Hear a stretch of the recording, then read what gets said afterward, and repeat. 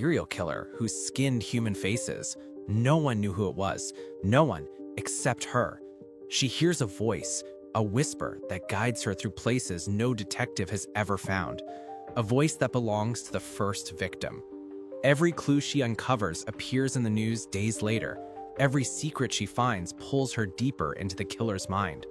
But she can't tell anyone, not the police, not even her family, because since she was a child, they've called her insane. Hallucinations, just like her mother, the woman who took her own life. Now the whispers grow louder. The truth feels closer. But what if the killer she's chasing isn't someone else at all? What if it's her? The story begins. In the middle of the night, while the rain was pouring heavily and lightning flashed through the sky, inside the manor stood a woman with red hair. Beneath her was a person's hand soaked in blood. It was a girl with black hair. The girl's trembling hands reached out weakly as the red-haired woman held a knife in her grip. The red-haired woman gently touched the black-haired girl's face. The girl was crying, begging for her life, pleading not to be killed. But suddenly, the red-haired woman jolted back to her senses. She heard someone call her name.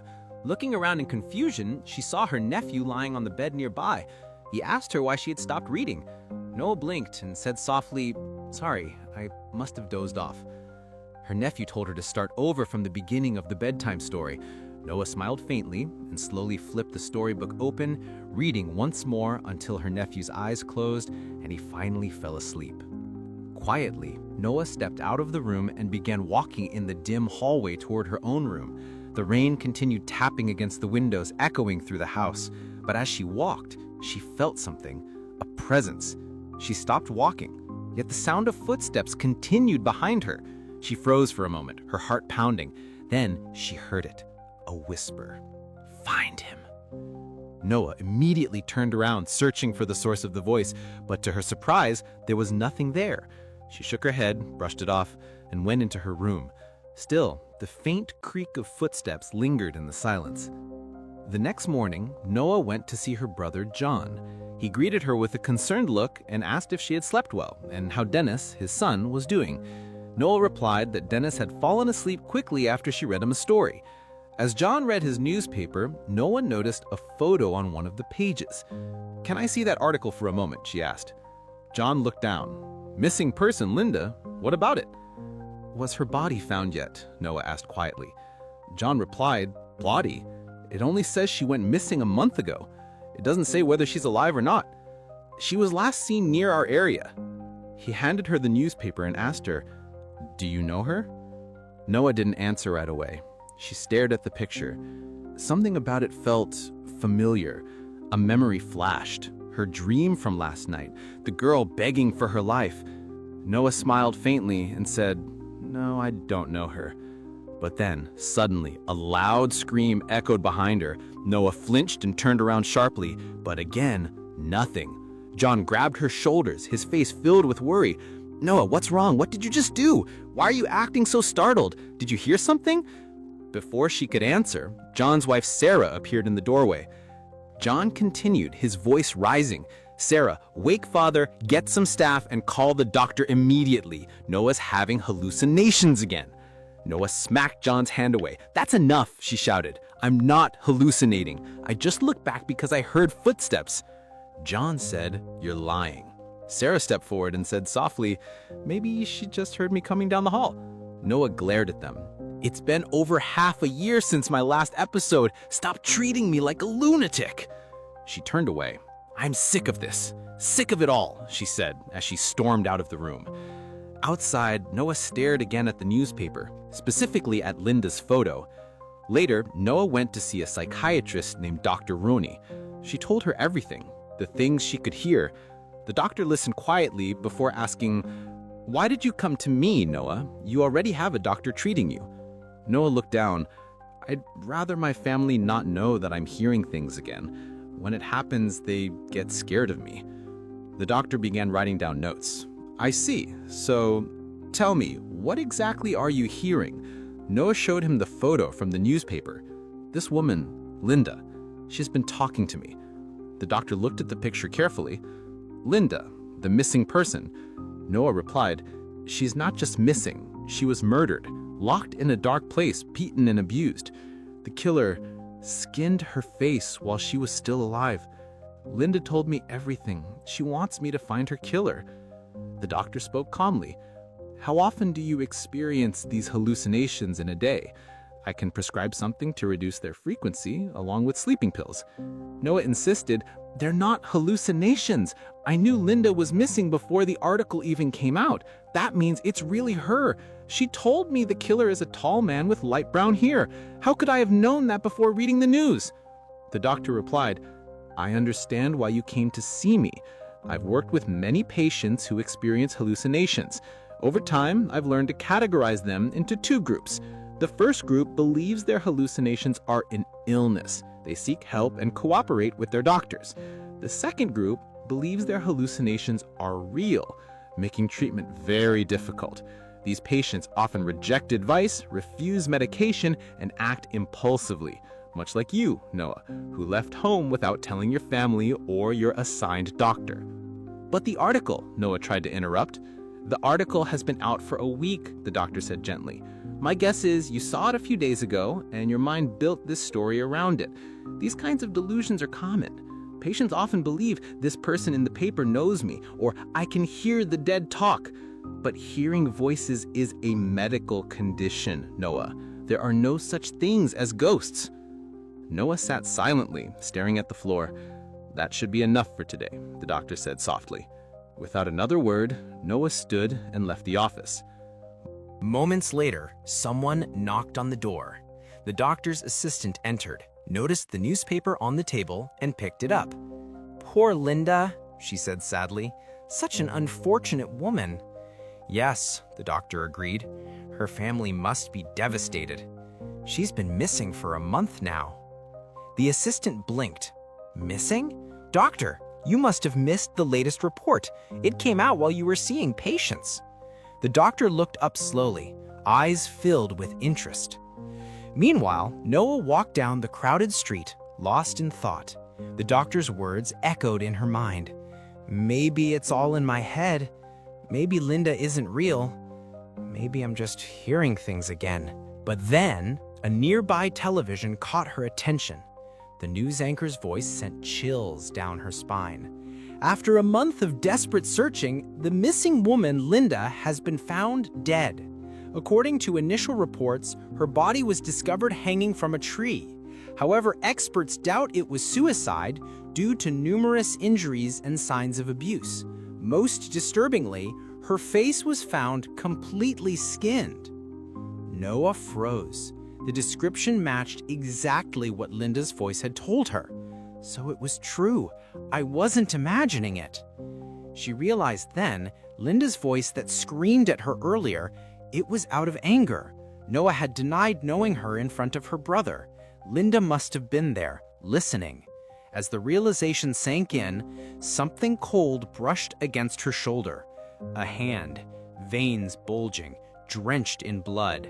A whisper followed. "See? I told you." Noah gasped and turned around instantly, but there was nothing. Beside her, a man shouted in irritation, but his words faded into the background. Her mind was spinning, her heart racing. Her hairband slipped from her hair and fell to the wet pavement. A stranger bent down and picked it up. A tall man, dressed in a black suit, with light brown hair, just like what Linda described the killer. Moments later, at the manor, Noah opened the door, but suddenly froze when she heard someone call her name. It was Sarah.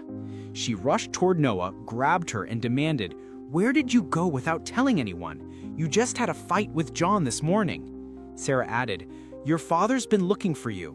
Then pushing Noah gently toward her room, she said, "Just stay in your room. I'll come up with an excuse for your father."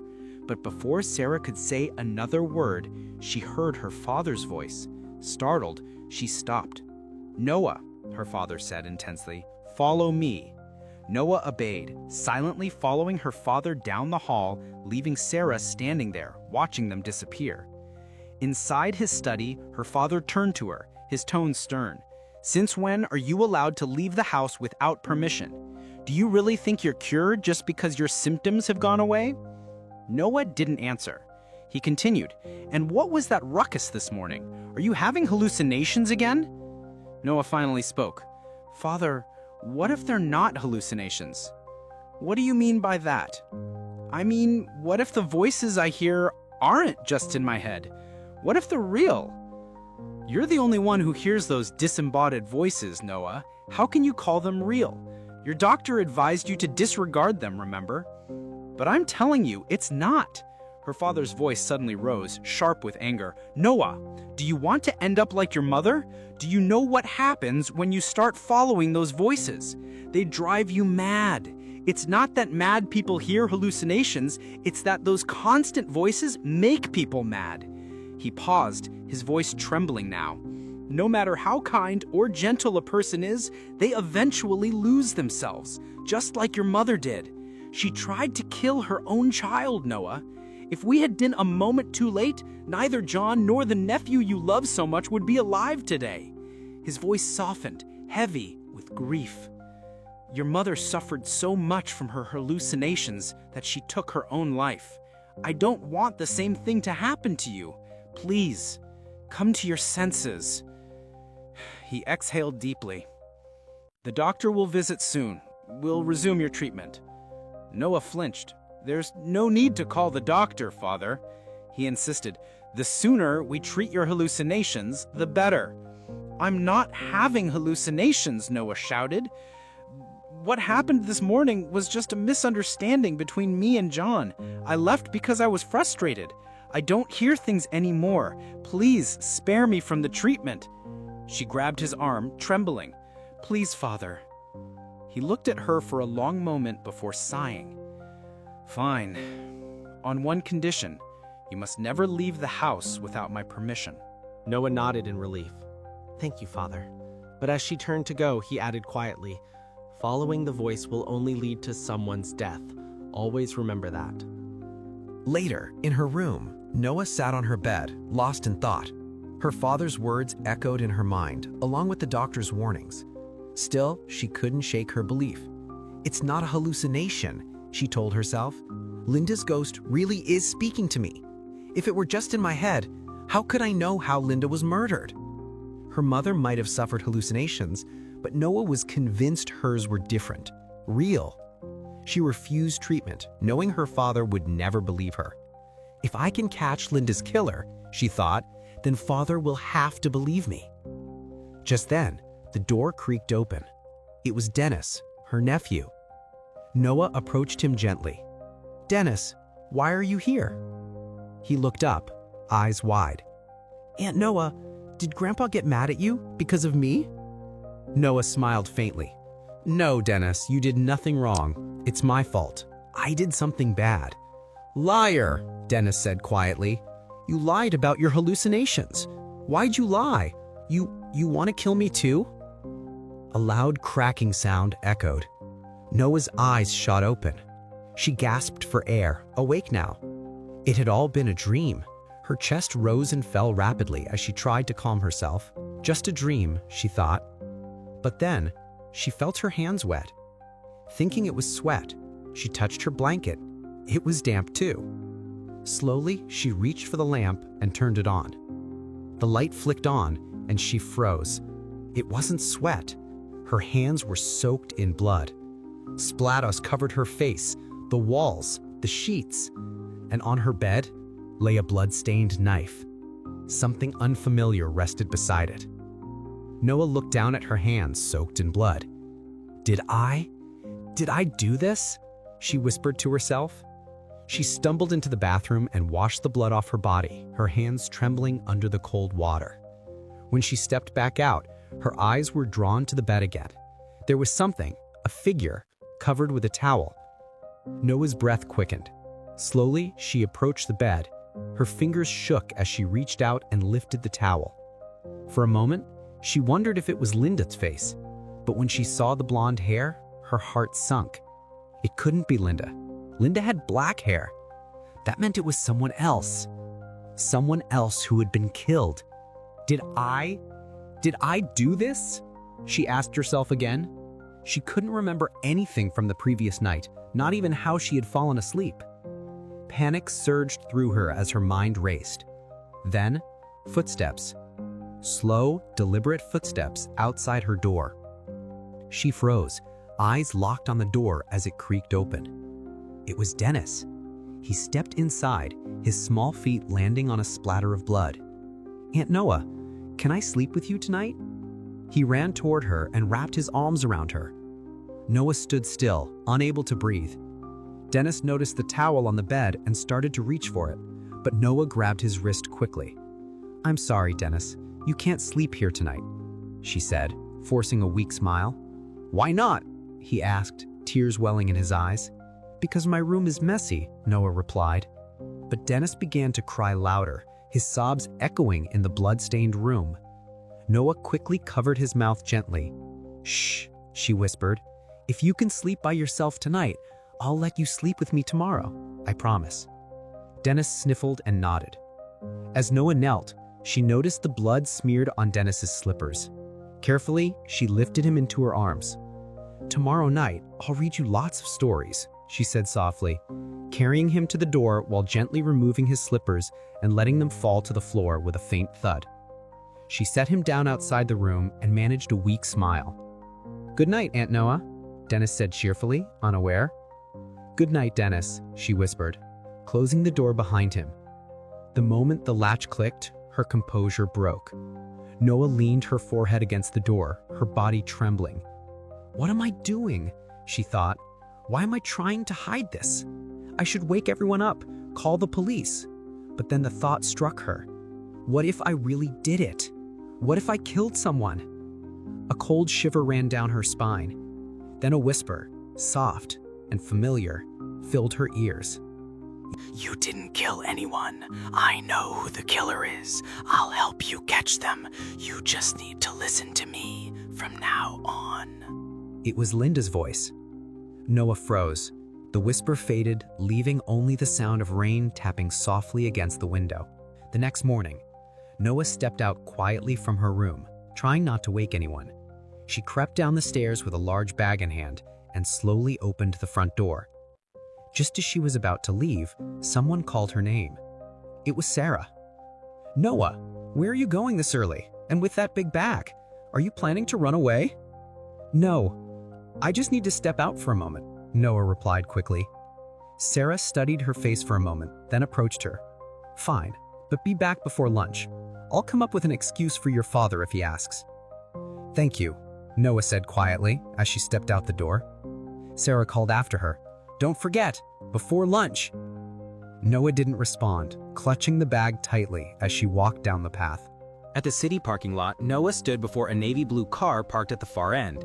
This must be it, she thought. Linda had told her it was the killer's car. Her plan was simple. She didn't need to confront the killer or risk her life. She would just place the victim's face and the murder weapon inside the car, then report it anonymously to the police. That would be enough to expose him. It's the right thing to do, she told herself.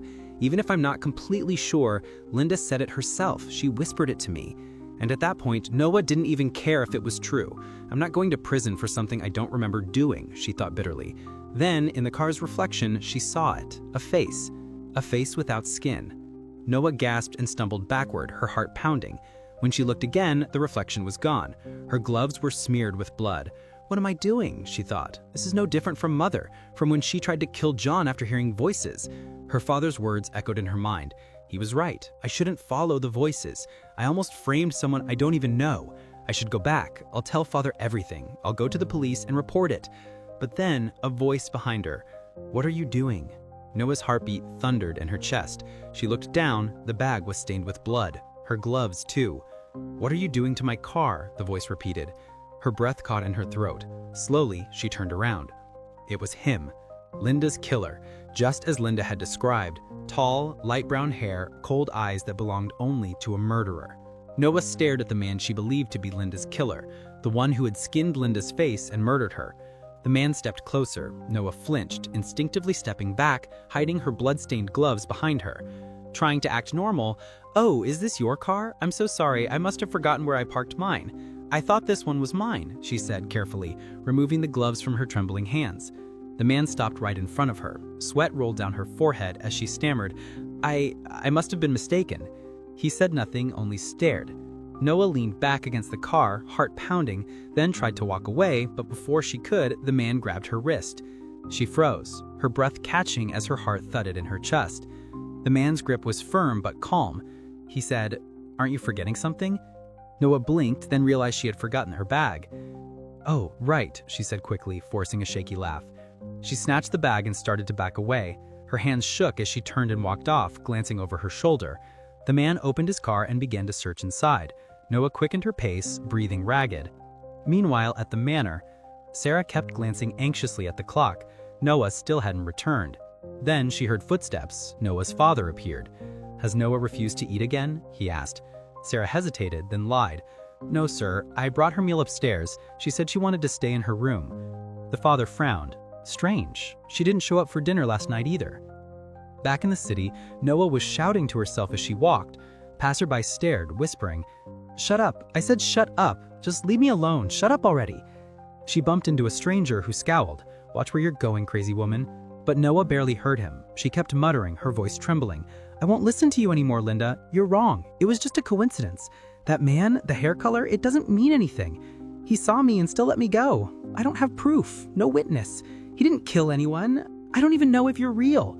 Then the whisper returned. "You still don't believe me? I'll make you believe. You're not like your mother, Noah. You're not ill. You don't need treatment. Let me prove it. Just follow what I say. Just this once." Noah's steps faltered, her breathing slowed. "Just this once," she whispered. She turned and began to walk, her expression blank.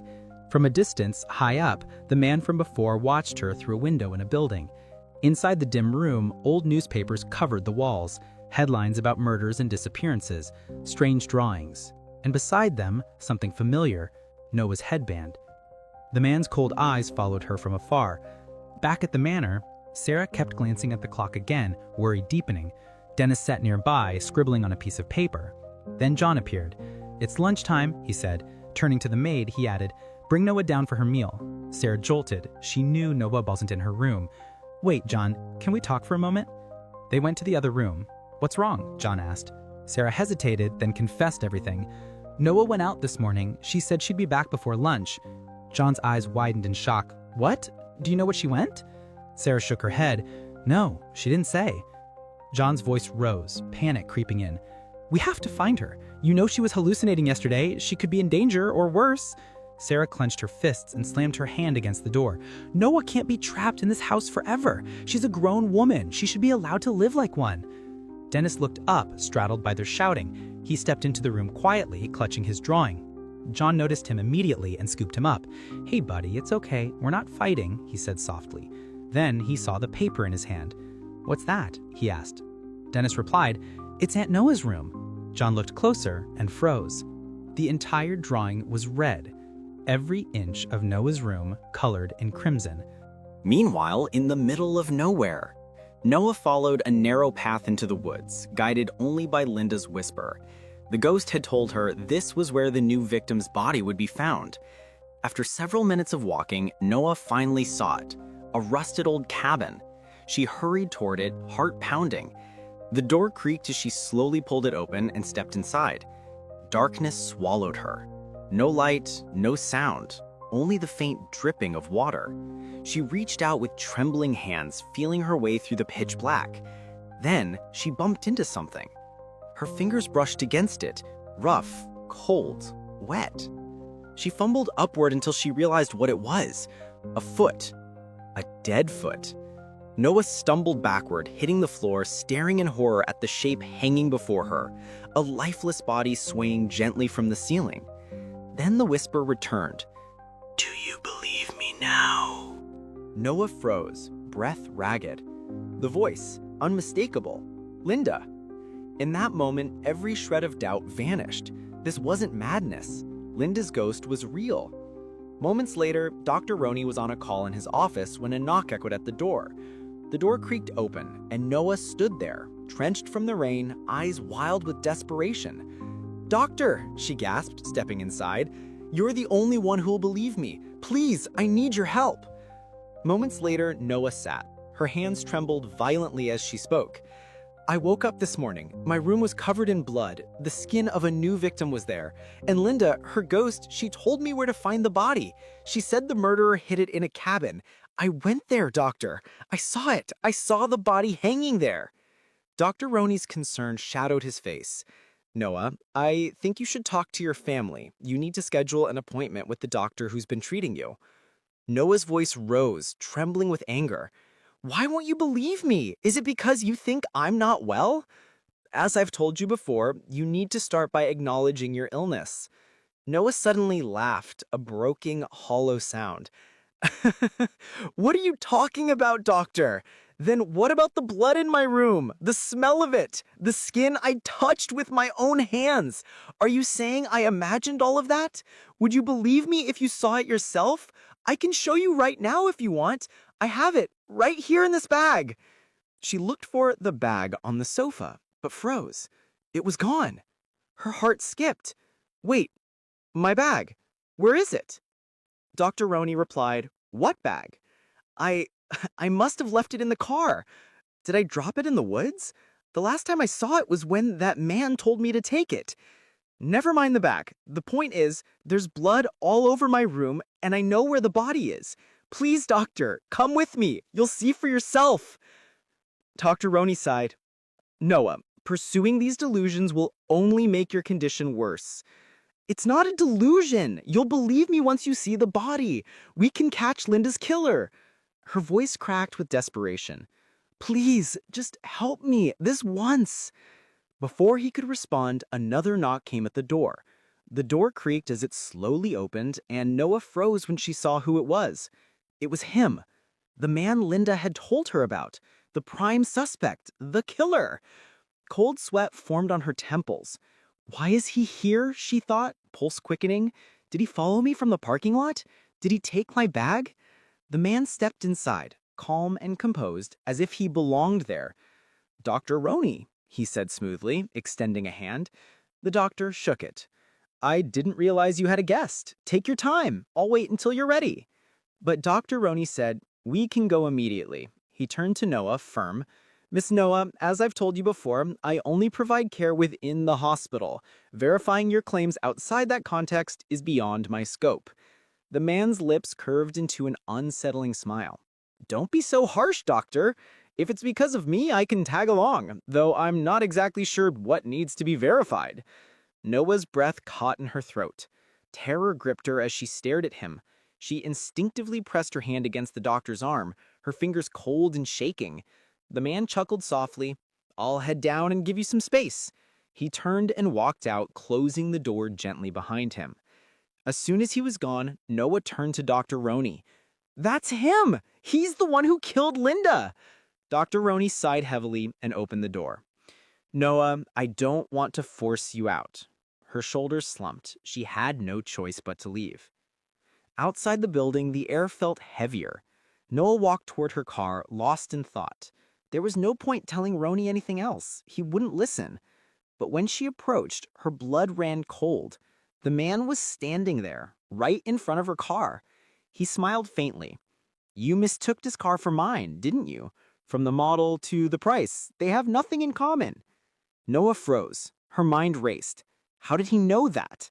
I never said it was my car, she replied cautiously. How do you know it is? The man's grin widened, strange and deliberate. Oh, really? I just had a feeling. The color matches your shoes. Noah stared at him, and in her mind, she said, I knew you were lying. I knew it. My car had been parked several blocks away when I ran into him at the parking lot. Somehow, he knew where I had been, where I went. He'd been following me. But why show up now? Before she could move, Dr. Roney appeared at the door behind her. The man turned, smiling again. I'll see you around, Noah, he said casually, before walking off with the doctor. Noah watched them go, her eyes dark and unblinking. Back at the manor, John was rattling the doorknob to Noah's room, trying to force it open. John, stop, Sarah pleaded. It's just a child's drawing. Dennis was only doodling. But John ignored her, his panic growing. The butler arrived, with Noah's father close behind. Did you bring the master key? John demanded. What's going on here? The father asked. Sarah startled. but John had already forced the door open. He stepped inside. Sarah and the father followed. John slowly approached the cabinet, heart pounding. He opened it, and something fell out. Dennis's slippers, stained with blood. Inside, beneath a folded blanket, more blood. So much blood. Sarah gasped, hands covering her mouth, as John's father stood frozen in shock. Moments later, the front door creaked open. Noah stepped inside, clothes damp from the rain. She looked up and froze. Sarah was waiting, her face pale with fear. "Noah," she whispered urgently, "hurry, go to your room." Noah frowned, confused. My room?" Then she remembered, her room, covered in blood. As Noah walked toward her room, her mind raced. What would I tell them? Should I be honest, admit that I woke up and found my room that way? No, my father would never believe me. He'd think I hurt myself for someone else, that I was hallucinating again, and then he'd restart my treatment immediately. Noah opened the door and stepped inside. Her father and brother were already there, waiting. Her heart pounded so hard, she tried to think of what to say. Then faintly, Linda's voice whispered in her ear, "It's okay. You just need to trust me." Her father's tone was calm but cold. "What's your reason for leaving without permission for 2 days?" Noah didn't answer right away. John's voice snapped across the room. "Say something! What have you done? Why is there blood everywhere?" Their father stopped him with a firm gesture. "John, enough." He turned back to Noah. "We deserve an explanation about your disappearance and the blood in your room." Noah answered calmly, "It's abnormal uterine bleeding. I had unusual bleeding, so I scheduled an appointment with my OB/GYN. I didn't tell you because I knew you'd worry." "You're lying. You're hallucinating again, aren't you? Did you cut yourself?" "John," snapped Sarah, pushing him back. "She's sick. Stop it." Their father's expression changed. He said, "The doctor will arrive shortly. We'll find out whether you're hallucinating or truly ill. If it turns out you're unwell, we'll apologize for doubting you. But if you deceived us," his voice dropped cold, "you'll never leave the house again, and you'll stay in the basement." Then he left the room. Noah's face went pale. She didn't want to be locked down there again. The doctor always knew when she was hearing voices, and he never hesitated to tell her father.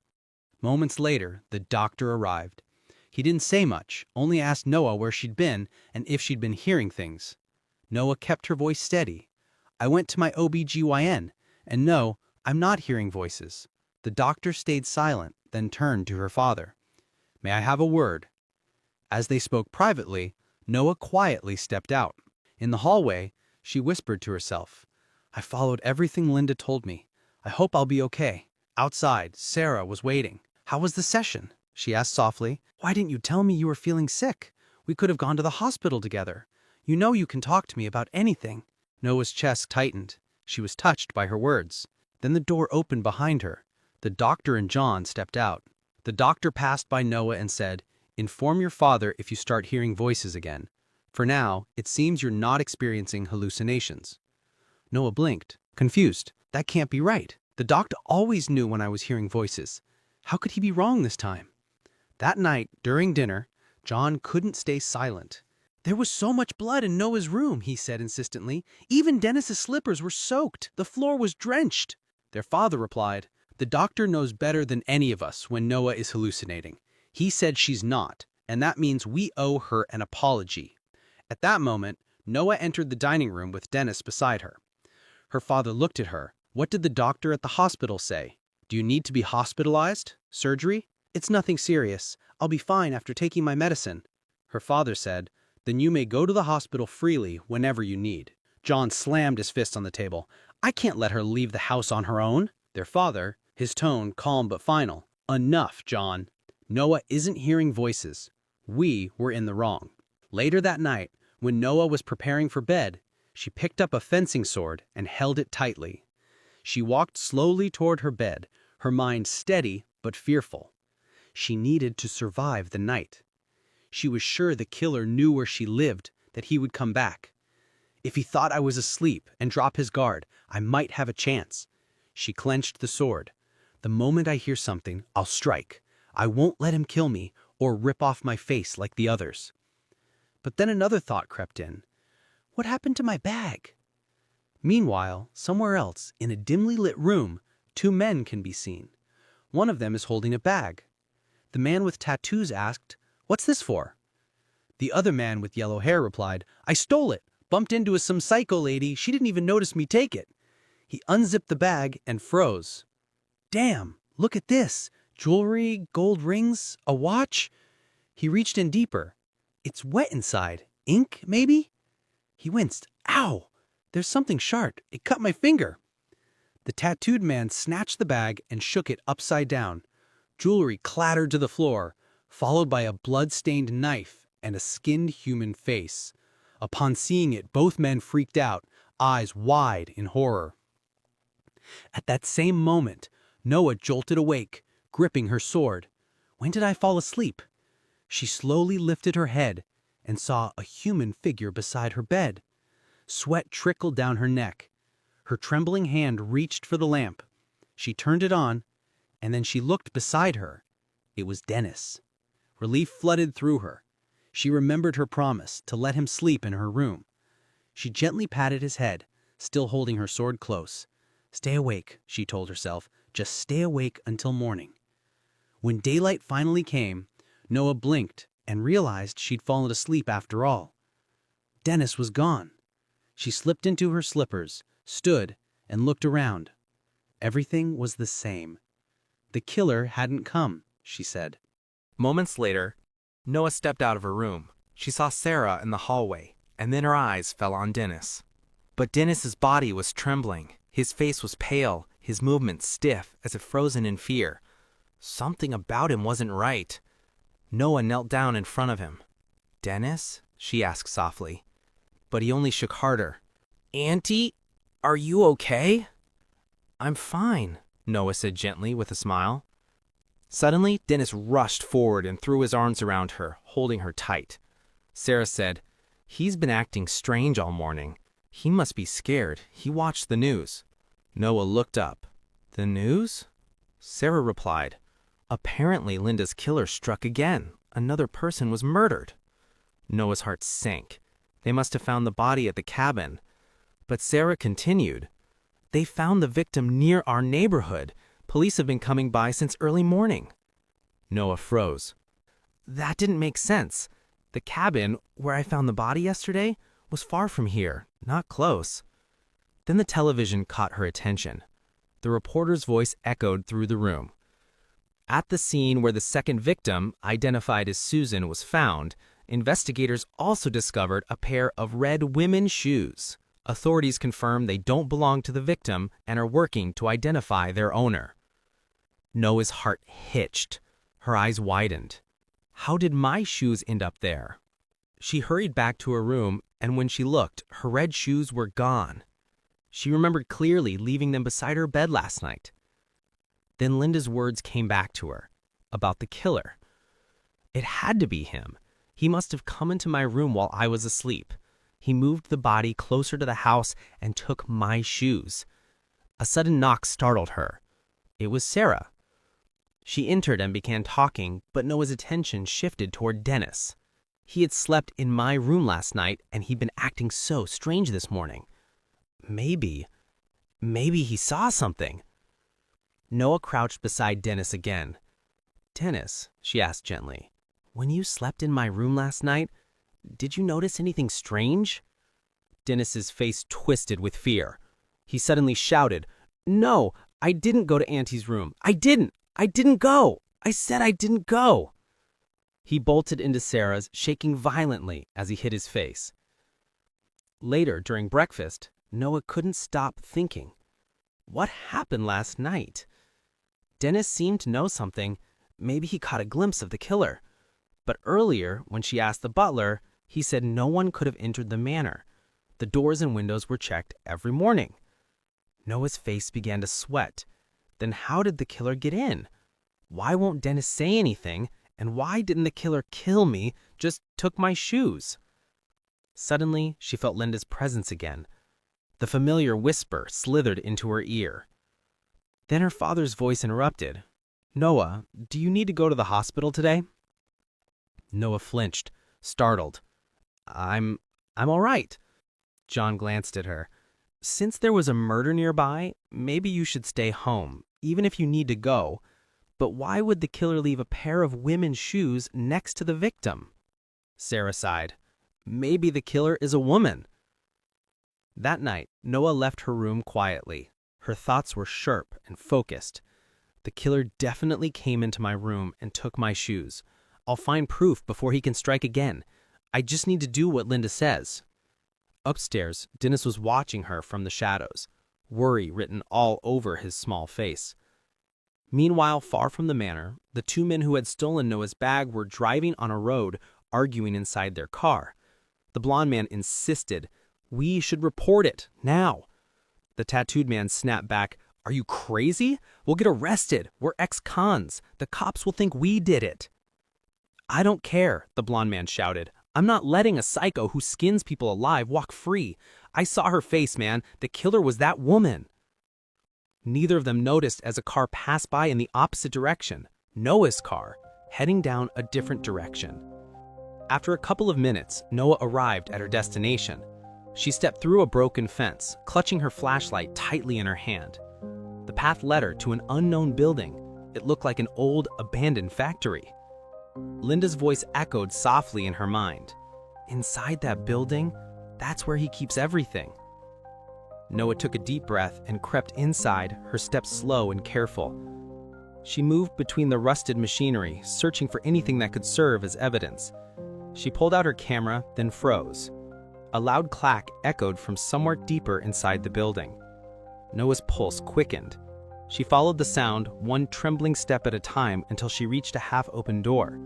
Holding her breath, she slowly leaned forward to peek inside, and what she saw made her blood run cold. On the other side of the door was a corpse. Noah gasped, but quickly covered her mouth to stop the sound. Her eyes widened in horror. "Linda was right," she whispered. Her hands shook violently as she raised her camera. Trying to take a photo, she needed proof, something that would make everyone finally believe her. Her finger hovered over the shutter when, slam, the door flew wide open. Standing in front of her was the killer. Noah's breath caught in her throat. Her camera slipped from her hands and hit the floor. She grabbed it immediately and bolted. Her footsteps echoed through the corridors as she ran for her life, heart pounding so hard she thought it would burst. She burst through the factory, gasping for air, chest heaving. There was no more doubt in her mind. The man Linda had told her about was the killer. She remembered the payphone near where she had parked her car. That was her chance. Noah ran to it, frantically dialed the police, and told them everything. Moments later, police cars arrived at the factory. From a distance, Noah watched from inside her car, her body still trembling. "Why isn't he coming out?" she thought. "Did he get away? It hadn't even been 10 minutes since I called. There was no way he could have cleaned up the scene and escaped. Even if he had, the police would at least find the body, and I had his photo as proof." Noah tried to calm herself. It's over. Linda can finally rest in peace. But then she noticed something strange. The police were leaving. Her brows furrowed in confusion. Why are they leaving already? There was no way they'd searched the entire factory so quickly. Did they even find the body? She was still thinking when a chill shot down her spine. Someone was standing right in front of her car. Noah froze. It was the killer. His hands and white shirt were soaked in blood. He stepped forward. Noah jolted, slammed her foot on the gas, and sped away. The man sidestepped at the last second, avoiding her car, his cold eyes following her as she disappeared into the distance. After a long, continuous drive, dawn finally broke. Noah pulled over, exhausted and trembling. She looked around, trying to make sense of what had happened. How could he have been standing there? He should have been running from the police, Noah whispered. Then she reached for her camera. It's okay, she told herself. I still have his photo. But before she could turn it on, a hand tapped her shoulder. Noah flinched hard and turned around. Standing there was a tall man in a white long-sleeved shirt. The same man from that night. It was him, The killer Linda had warned her about. He smiled. Noah trembled, stepping back. "Don't come any closer," she yelled, voice shaking. "Take one more step and I'll scream." The man stopped where he stood. Noah's voice broke. "When did you start following me? How did you get past the police? Why are you doing this? Why are you killing people? What do you want from me? What did I ever do to deserve this?" Her voice rose, trembling between rage and terror. "Say something!" The man looked confused. "What are you talking about?" he said calmly. Noah hesitated. He continued, "I was just surprised to run into you here at this time of day. I only wanted to say hi. You should really contact Dr. Roney when you get a chance." Then, as if nothing had happened, he turned and began walking away. Noah stared after him in disbelief. "I saw you at that factory. You were chopping up a victim you had just killed. I know it was you, you murderer!" But the man didn't look back. He just walked calmly into a nearby diner, leaving Noah standing in the morning light, utterly lost between reality and nightmare. After a few minutes, Noah arrived home. Inside the garage, she sat motionless in her car, her eyes empty and distant. Doubt began to creep in. Was it really him, the killer? She hadn't seen his face clearly. It was dark after all. But she shook her head, trying to steady herself. It has to be him because Linda told me so, and I had taken a photo to prove it. There was no way I could be mistaken. The garage door creaked open. Noah looked quickly. It was Sarah. Sarah asked, "Noah, what are you doing here?" Noah stepped out of her car. "I just remembered I left some clothes in my car. I came to get them." Sarah glanced at her clothes. "Your clothes are dirty." Noah froze, remembering the grime from the factory. Before she could answer, Sarah smiled faintly. "Oh dear, your clothes must have gotten dirty from the car. It's dirty after the rain." "Yeah," Noah said quickly. "That must be it." Sarah said, "I'll get someone to wash it for you later. And don't forget, my sister's coming over tonight." Noah agreed, trying to hide her camera. Back in her room, Noah carefully removed the film roll from her camera and placed it inside a small container. She whispered to herself, "I went to that factory because Linda told me the killer would be there." But then she paused. Why did he act like he knew nothing? Noah clenched the film roll. "No, it has to be him. My shoes went missing the day after he pointed them out. That couldn't be a coincidence. He must be the killer. Linda said so. He was just pretending, playing dumb while watching my every move." Suddenly, a knock came at her door. Startled, Noah quickly set the film roll on the table, but it slipped, rolled off beneath her bed. Sarah said, "Noah, there's a gentleman waiting on the phone for you. He said his name is Dr. Roney." Noah blinked. "Dr. Roney?" she murmured, confused. "Why would he call me now?" She immediately went to the telephone. "Doctor, why did you call?" Roney's calm voice came through the line. "Yesterday, I saw the news. The second faceless victim was found. The last time we spoke, you told me you discovered the body before anyone else. I've looked into it, and I believe you. What you're hearing might not be hallucinations after all. You may hold the key to solving these serial killings. I'd like to hear more from you, Noah. I want to help." For the first time in days, Noah felt a flicker of hope. If Dr. Roney truly believed her, he could be her strongest ally. But then a thought struck her. Why did he change his mind so suddenly? Could the killer be nearby? Her grip on the phone tightened. "Doctor, are you with him? The killer?" There was a pause. Then Roney replied, "No, of course not. I have no connection to him, only a distant acquaintance with his family." Noah exhaled shakily. "I see." Her doubt faded. "All right, I'll meet you at your office." Later, as Noah drove through the city, she tried to calm her thoughts. If Dr. Roney had any ties to the killer, Linda would have warned me already. He didn't seem close to that man at all. Still, she couldn't help wondering. Why did he change his mind so quickly? Was it really because of the news report? Maybe now he finally believed me that Linda's voice wasn't a delusion. And if a respected doctor backed me up, the police would have to listen. With Roney's testimony and my photo, we can catch him. Noah opened the door to Roney's office. "Come in," he said, smiling gently. "Please, have a seat." She sat down calmly. "I owe you an apology," Roney said softly. I was dismissive the other day. You were trying to tell me something important, and I failed to hear you out. It's fine, Noah said quietly. Thank you. Let's start from the beginning, the things you told me that night. He repeated her words. You said that early in the morning, after our first session, you woke up to find a knife and the second victim's face in your room. Then, when you followed the voice in your head, you found the second victim's body. At first, I was convinced you were hallucinating. But when I saw the news yesterday, I realized you were right. The victim's face was truly missing, and the police still haven't found it. So, tell me, Noah, where is it now? The skinned face of the victim? Noah asked, calmly. Doctor, do you believe the voice I hear is real? He paused, then answered, I've read about a case like yours. A person began noticing little changes in their surroundings every morning. Their room would be clean when they hadn't cleaned it, or the radio would be on when they remembered turning it off.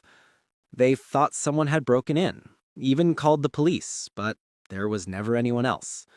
That person had multiple personality disorder, different identities within the same body. Each acted independently. Tell me, Noah, have you ever experienced long gaps in your memory, moments you can't recall? Noah's eyes widened. She remembered. She had woken up twice without remembering when she had fallen asleep. Noah's hand was trembling. Roni's voice was gentle but piercing. You said the killer entered your room and left the victim's face and the knife behind. But if that were true, the killer would have seen you sleeping there.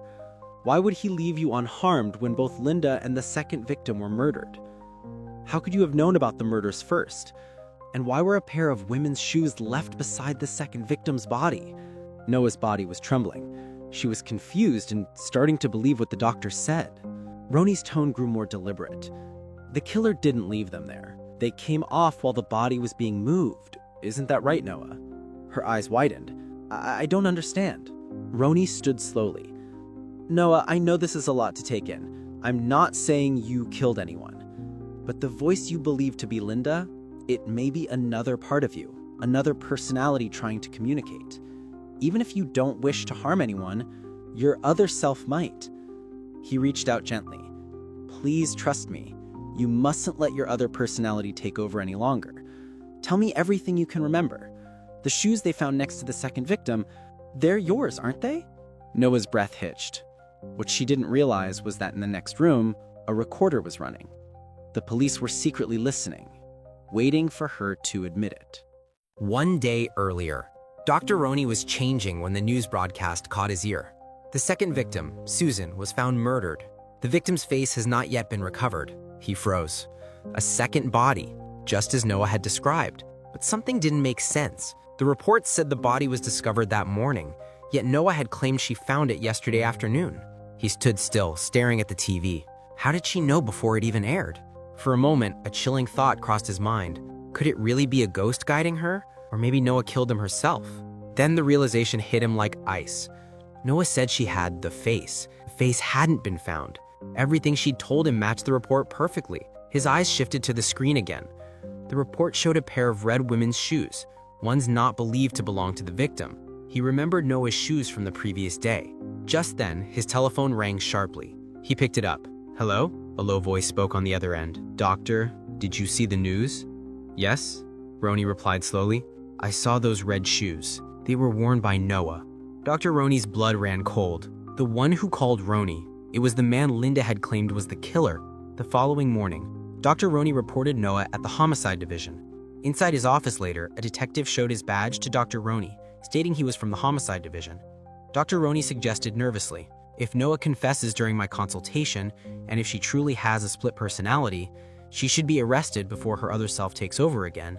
The detective replied calmly, that depends on what she says. But if you can get her to admit those shoes are hers, that would help. Roni agreed quietly as another detective finished setting up the wiretap.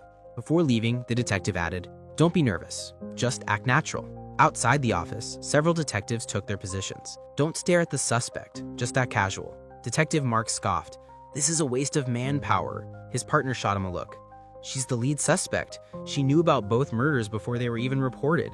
And she was seen wearing the same shoes we found at the crime scene. Mark replied, whatever it is, you can't kill people with something silly like that. How could she hang a body on a tree by herself anyway? Another officer interrupted. The suspect's car just pulled in. The detective straightened. Let's find out if this really is a waste of time. Moments later, Noah arrived. A nurse guided her to Dr. Roney's office, while several pairs of eyes discreetly followed her from a distance. The present. Inside the consultation room, Noah's hounds trembled, covering her face. Her eyes were wide and unfocused. Dr. Roney leaned forward. Noah, those shoes they found next to the second victim, they're yours, aren't they? In the other room, the detectives waited in tense silence while listening. Noah didn't answer. Her entire body was shaking. Roney's voice softened. Noah, please answer me. Finally, she opened her mouth. Her voice came out cold and flat. Those shoes, they're not mine. The detectives exchanged startled looks. Dr. Roney's eyes widened. What? But I saw you wearing red shoes, just like the ones on the news. Noah slowly lowered her hands.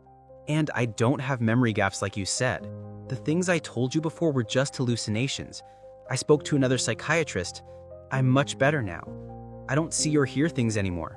Roney stood abruptly. But you told me you saw a corpse 2 days ago, that you had the skinned face. Noah stared at her blankly. Why would you believe that? Did I ever show you the face? The doctor froze. Why are you acting like this all of a sudden? Noah stood, her tone controlled but sharp. I've been treated for hallucinations since I was a child, doctor, but no one has ever diagnosed me with multiple personality disorder. I didn't think you'd be so quick to call me a murderer. Just because what I said happened to match a news story I saw, you can't make a diagnosis after 2 sessions. She turned toward the door. Roney stepped forward. Noah, please, I understand it's hard to accept, but I'm not your enemy. I'm not saying I'll report you. I just want to stop this before your other self takes over again. I saw those shoes. You can't hide the truth. He lowered his voice. I'm trying to help you. Noah turned back to him slowly. Then, in one sudden motion, she stepped close and clung to him, pressing her body against him. Roney froze, startled and blushing. Noah! Her voice dropped to a whisper, cold and razor-sharp. Don't lie. You've already reported me. Her grip on his collar tightened. I never killed anyone. And I'm not hallucinating. It really is Linda. Earlier, just moments before, when Roney had begun convincing her she might have another personality, when doubt started to fill her mind, a whisper brushed against her ear. It was Linda's voice. Noah, don't say a word. The police are listening in the other room. The present. In the other room, the detectives waited, expecting Noah to confess, but her denial threw them off completely. Detective Mark sighed. He turned to leave. In the hallway, a nurse whispered, Detective, is that woman really the killer? Shh, Mark muttered. Noah stepped out of Rhodey's office just then. Mark pretended to act casually, his expression unreadable. As Noah passed him by, he glanced at her, without her noticing, but once she walked past, his eyes followed her quietly, watching her every step. Moments later, the detectives exited the room. Dr. Roney rushed towards them, panicking. She knew I reported her. She told me. One of the officers frowned. We didn't hear anything like that through the wiretap. Roney insisted, voice shaking. I whispered it in my ear. She knew you were listening. Another detective muttered. It was a complete waste of time, but Mark's voice cut through the noise. No, Mark said flatly. The doctor is right. That woman knew we were listening. When she left the room, she glared straight at where we were listening. Meanwhile, inside the manor, Sarah walked quietly through the hall. As she glanced up, she froze. Noah was walking upstairs. Sarah immediately rushed toward her. Noah, what happened? What did the doctor say? Noah paused, her voice low. It was nothing. There must have been some mistake. Sarah's eyes welled with relief. She suddenly threw her arms around Noah. I'm so glad. I was worried when the hospital called so early in the morning. But Noah's voice was cold. That doctor's a quack. Before Sarah could reply, footsteps echoed from entrance. Sarah turned. To Sarah's surprise, it was her older sister, Helen. Big sister, Sarah gasped, rushing down the stairs. The two embraced tightly. A moment later, John appeared from the corridor. Helen, he greeted politely as he descended. Helen smiled. John, as handsome as ever. How have you been? Noah greeted slowly. It's nice to see you again, Helen. But Helen ignored her and turned to John. Where's Dennis? Sarah frowned. Helen, Noah just greeted you. You must not have heard her. Helen blinked, then chuckled. Oh, forgive me. My hearing must be getting worse with age. She looked back at Noah with a smile. How are you, dear? I'm fine, Noah answered with a polite smile. They all began chatting, laughter filling the room, but Noah felt like an outsider. She smiled faintly. "I'll head to my room. Helen, please make yourself at home." As she turned and left, Helen silently followed her with his eyes, expression unreadable. Inside her room, Noah knelt beside the bed, searching for the film roll she dropped earlier. After a few moments, she spotted it glinting in the shadows and reached for it. As she held it in her hands, Roni's words echoed in her mind. Multiple personality disorder. She clenched her jaw. That's the best he's got? He was certain I was the killer and even reported me to the police. I was a fool to trust him, even for a second. I don't need anyone's help. Her grip tightened around the film. All I need is Linda. Meanwhile, Sarah was showing Helen to the guest room. "It's beautiful," Helen said, smiling as she looked around. "It feels even prettier than before." Sarah agreed proudly. The family helped redecorate it. Lord Mayors, Noah's father, even worried something might happen to you on the way here because of those murder cases nearby. Helen laughed. "Oh, come on. That senile old man would never worry about me." Sarah froze, her smile faltering. Panicking, she quickly closed the door. "Helen, don't say things like that out loud. What if someone hears you?" Helen scoffed. "No one's listening. Look at how he sent just one frail butler to pick me up. He doesn't care about me at all. But when Noah goes anywhere, he sends 3 or 4 strong men to escort her. He won't even let a speck of dust touch his precious daughter." Sarah explained, "Those men aren't guards. They just have to watch her in case her symptoms start showing." Helen raised her eyebrow. "Symptoms? What symptoms?" Sarah hesitated. Then Noah's father's words came flooding back. "Now that you'll be living here, you must keep this promise. Never tell anyone about Noah's hallucinations or her treatment, not even family." Taking a breath, Sarah forced a smile. "It's a kind of condition that comes suddenly, even when she seems fine, like epilepsy." Helen gave her a knowing look. "You're lying. It's just an excuse. The nobles never want to associate with people like us. When I visited 6 months ago, I stayed 5 days, and that girl never even showed her face. You said she was undergoing treatment, but the house before it was in such disarray, I doubt they even considered me a guest." Sarah replied, "No, you're wrong. They're good people. They've been nothing but kind." Helen smiled gently. "I'm just worried for you, Sarah. They might look down on you." Meanwhile, Noah was on the phone. "Yes," she said urgently, "I need the photos developed tonight, before dawn. I'll pay whatever you want."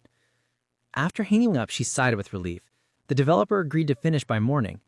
Once everyone was asleep, she'd go pick them up herself and finally confirm the killer's face. "As long as I have that photo, a clear image of the culprit beside the body, the police will have to believe me. Once he's caught, everything will be all right." All she had to do was wait until morning. That night, Noah awoke abruptly. The house was silent. She slowly stood and opened her door, stepping into the dim hallway. Down the corridor, Helen's room door was open. Are Sarah and Helen still awake? She wondered.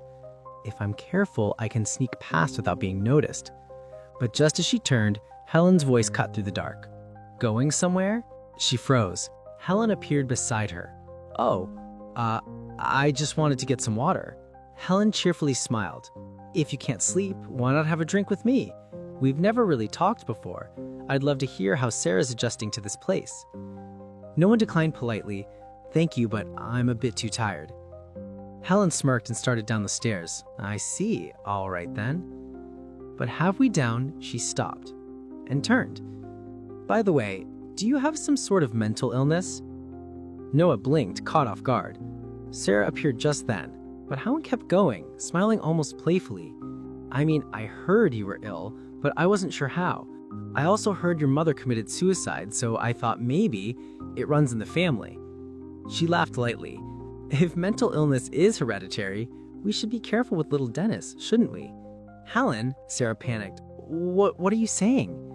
Helen chuckled, ignoring her sister's panic. "Oh, relax. Genes don't lie, you know." Sarah said apologetically to Noah, "I'm so sorry. She's had a bit to drink." Then she grabbed Helen's arm and led her away, the two disappearing down the hall. Noah just stood there, watching them leave calmly. Back in her room, she sat by the door whispering to herself, "I just have to wait until they are asleep. If the developer does this off, I'll wake him up. I need to see the photo, tonight.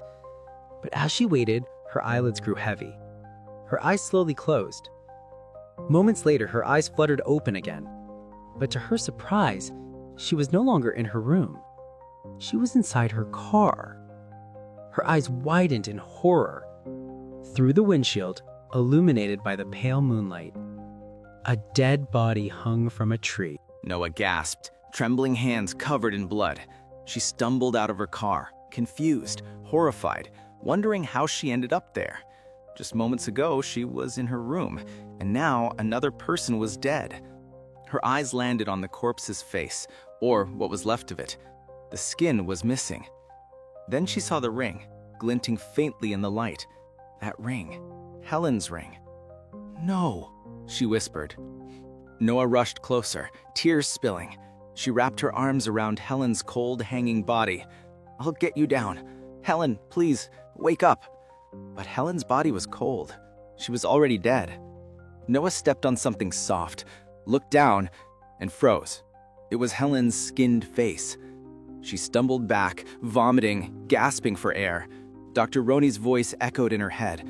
"You have a personality disorder." Her eyes widened. Her hands flew to her mouth. "Did I kill her?" Tears streamed down her face. "I killed Sarah's sister. I killed her." She gritted her teeth, whispering, "I need to turn myself in." But then Linda's voice whispered, "No, you didn't do it." Noah covered her ears. "Please stop. I don't want to kill anyone else. Just leave me alone." Footsteps crunched nearby. A man's voice shouted, "Ah, she's dead. She was murdered. What do I do? Where did that woman in the car go? Don't tell me. Did he murder her too? He couldn't have gone far. If I go after him now, I can still catch him." Noah's eyes went wide upon realizing that someone saw the real killer. She ran toward the voice, but when she arrived, the man was gone, vanished into the night. That night, Noah returned to the manor, her mind racing. Someone had seen the killer.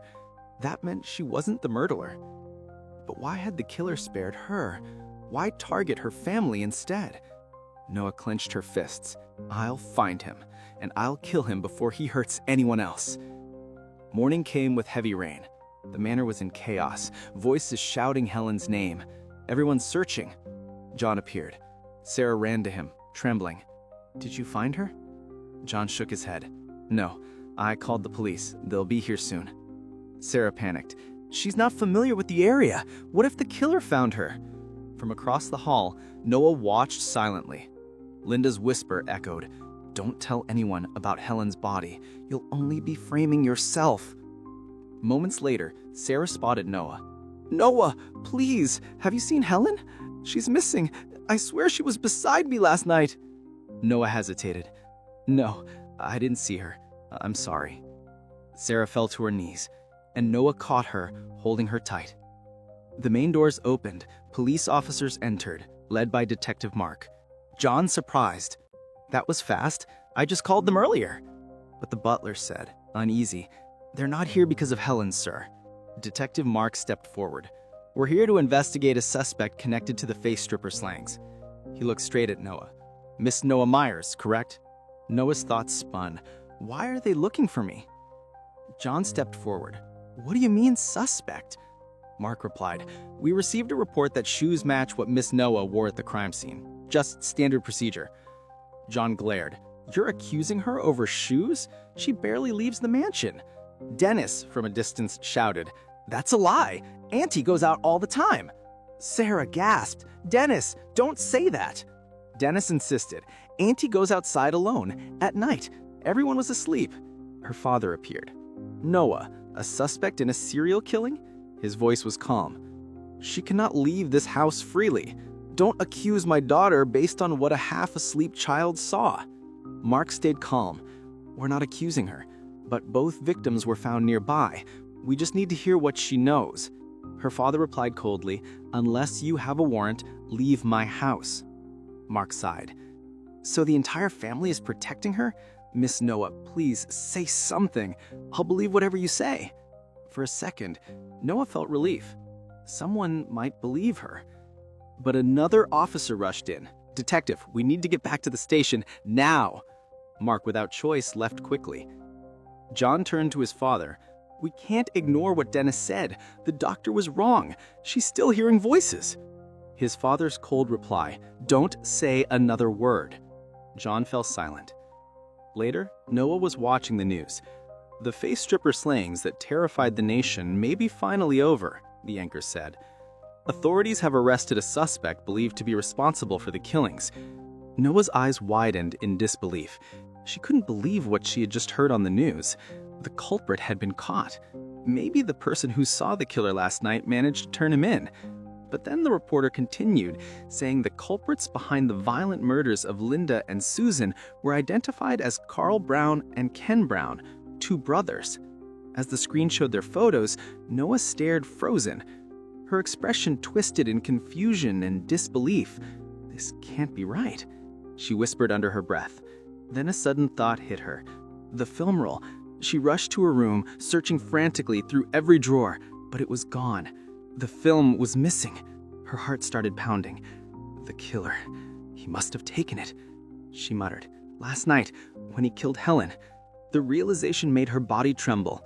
She hurried to the study room, opened a cabinet, and pulled out a small box. She stared at it and whispered, "Linda, I've done everything you told me to do so far. I went where the bodies were, I went into the factory where the killer was, and I even lied to my family. So now it's your turn to help me. Please, you have to help me this time." While this was happening, Sarah was walking toward the house. Her mind was racing with Dennis's words about how Noah had gone outside alone at night when everyone was asleep. Her eyes looked empty, her face pale and desperate. She opened the door and looked toward the garage. Noah's car was parked there. She froze for a moment. She remembered seeing Noah getting out of her car early that morning. She remembered the bloodstains in Noah's room. Then she noticed how dirty the car was, covered in dust. She whispered to herself, "Why is the car so dirty? I just washed it yesterday." Her voice trembled. It's like she went out again last night. 2 days earlier, late at night, two men were arguing in a narrow alley.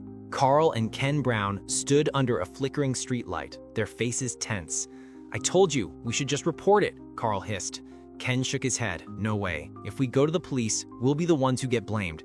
Let's just leave the bag in an alley and call it in anonymously." After arguing for a few minutes, they finally agreed to drop the bag off and report it later. But before they could leave, they froze. Two police officers were walking straight toward them. Panic set in. Without thinking, they ran. The officers shouted for them to stop and chased them down. Moments later, the police discovered the bag and what was inside. The two brothers were arrested together on the spot. Inside the police station, one of the brothers, the one with brown hair, slammed his hands on the table in panic. "I'm telling you, we're not the killers. The bag isn't ours." His voice was shaking. "The real culprit was a woman with red hair. I just stole her bag, that's all. I'm guilty of theft, not murder." Meanwhile, at the hospital, Dr. Roney was being scolded by the head doctor. "Why did you report your patient? Do you realize what you've done? Who's going to trust this hospital now?" The argument ended with Dr. Roney's suspension. A few minutes later, there was a knock on the door. When it opened, Detective Mark was standing there. "Dr. Roney," he greeted, "do you have a moment to talk?" Dr. Roney looked at him and sighed. "Detective, I thought this case was over. I heard they already caught the culprits." Mark replied, "They're not the real killers. Nothing's been confirmed. The media just went wild. I came because I wanted to ask if Noah Myers ever mentioned a bag." Dr. Roney frowned. "A bag? What are you talking about?" "You said that Miss Noah told you she had the victim's face and that she was going to show it to you. She couldn't have carried that out in the open, so there must have been a bag." Dr. Roney exhaled sharply. "Ugh, I thought we agreed she was hallucinating. You heard it yourself on the recording. I never saw any face that day." "It's not the face I'm after," Mark said firmly. "It's the bag." Roney's patience started to fade. "I've told you everything I know. I can't disclose any more about my patient. And besides, the killer's in jail, isn't he? Does it even matter what she said anymore? I don't want to be involved in this case." The detective studied him for a moment before replying, "Understood. Then please give me your home address and number. I heard you've been suspended, so I won't be able to reach you here. If you remember anything about that bag, contact me." Dr. Roney reluctantly wrote down his address and number in the detective's notebook. Mark thanked him and quietly left, saying, "We'll meet again." A few minutes later, Dr. Roney began gathering his things to leave. As he packed, he noticed a notebook lying on the floor near his desk. "Ah," he muttered, picking it up. He must have dropped this. Thinking it was the detective's notebook, he placed it in his bag and left. Inside his car, his mind couldn't stop replaying what the detective had said. The bag. The words from Noah that day echoed in his memory. "I have the murder weapon and the victim's face. I'll show you. It was inside my bag." Dr. Roney froze. "She did mention a bag that day," he whispered. A chill ran through his body. He grabbed the detective's notebook from his bag and began to read. His eyes widened as he saw the notes. Details about pickpocketing, a red-haired woman, and two brothers claiming the bag wasn't theirs, but stolen from a woman with red hair. It hit him all at once. He quickly shoved the notebook into his coat and drove straight home, his heart pounding. "I need to report this immediately." When he arrived, he rushed to the telephone, picked up the receiver, and started dialing Detective Mark's number with trembling hands. Sweat ran down his forehead as he muttered, "Come on, answer!" Then he froze. He heard a sharp, metallic clack behind him. Slowly, his hands stopped moving. He turned his eyes, fear creeping across his face. Standing behind him was Noah holding a gun. Her face was desperate, her aim was steady. "Put the phone down," she said quietly. With Dr. Roney's trembling hand, he slowly put down the phone. Noah instructed him to keep his hands up and step to his left. Dr. Roney spoke, stammering, "Noah, snap out of it. You wouldn't do this. Your other personality is just—" Before he could finish, Noah interrupted. "No, I am pointing a gun at you of my own free will. There is no other personality, nor have I lost my mind, and the hallucinations aren't making me do this. I've decided this myself." The doctor swallowed hard. "Even so, why me? The person you believe to be the culprit isn't me, right?" Noah replied, still aiming the gun. "I'm going to prove to you that Linda's ghost is real, right here, right now." The doctor's face turned pale. "You're not going to kill me just to prove that I can turn into a ghost, right?" "Noah, there's no such thing as ghosts. The voices you hear are from your illness, not from a ghost." He closed his eyes tightly, bracing himself. But instead of a gunshot, Noah spoke calmly. "Use your left hand to flip a card from that deck behind you. Turn over one card, but make sure I can't see it. Don't turn around." The doctor was confused, but followed her instructions trembling. He reached for the deck and flipped one card. "I did it," he said nervously. Noah answered immediately. "It's the 7 of Hearts. Take a look." He hesitated, then turned the card around. His eyes widened. "You're right. It's the 7 of Hearts." Noah smiled faintly. "Do another." He flipped another card. Again, Noah guessed it right. The doctor's voice shook. "How are you doing this?" "Linda told me," Noah said softly. "She's telling me what she sees. I guessed every card right, even though I can't see them. That's only possible because Linda really exists." The doctor was in disbelief. "No, that's impossible. You must have memorized the order of the cards. This has to be a trick." Noah raised her gun again. "Then shuffle them. Do it again. I'll prove it to you." The doctor obeyed, shuffling the deck. He thought to himself, "Noah won't listen to reason. If I play along, maybe I'll get a chance to grab the gun." Suddenly the doorbell rang. Both of them flinched. Outside, Detective Mark was waiting. The doctor opened the door slightly. "Detective." "Ah, Roney! I think I left my notebook in your office. The nurse couldn't find it, so I asked for your address to drop by and see it." "Yes," the doctor said quickly. "I have it with me." His eyes gave a silent plea. "Mind if I take it back?" the detective asked. "One moment, I'll get it for you." The doctor closed the door. Noah still had the gun pointed at him. The doctor whispered, "Please step aside. The notebook's in my bag." Noah stared at him, then made a small gesture toward his chest. "It's inside your coat pocket." He froze. He reached into his pocket. She was right. The notebook was there. He handed it over when he reopened the door. "Thanks," the detective said. "I'll leave you my number in case you remember anything else." He scribbled something into his notebook and showed it to the doctor. But what was written wasn't a phone number. It was an instruction. "If you're in danger, blink fast 3 times." The doctor's heart pounded. He prepared to blink, but suddenly he felt the cold press of a gun barrel against his back. "Don't do that," Noah whispered. He froze. How did she know? She couldn't have seen what the detective wrote in his notebook. The detective looked at him worried. "Doctor, are you sure everything's all right? You're sweating a lot." Roni forced a smile. It's nothing, Detective. You misunderstood. I'm fine. Mark hesitated.